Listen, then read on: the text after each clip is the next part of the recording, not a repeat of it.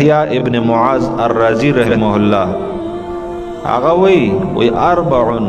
لم یترکن للمؤمن ضحکا ولا فرحا وی څلور خبرې دي چې مؤمن خندا او خوشحالۍ ته نه پرېږدي په دې دنیا کې دا چې نو بس سړی نشي خاندلی نشي خوشحاله کېدی یو وی څه دی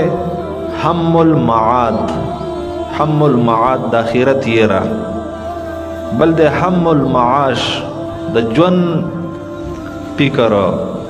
چې د حلال روزي فکر سړی کوي کنه دا د سړی نه خولي وباسي چې یاره حلال روزي پیدا کړي حرام خو اسانه باندې ملاوي دریم د هم الذنوب د ګناهونو فکر چې الله ګناهونه دي سبا کېږي او څلورم و المام المصائب په مؤمن باندې مصیبتونه راځي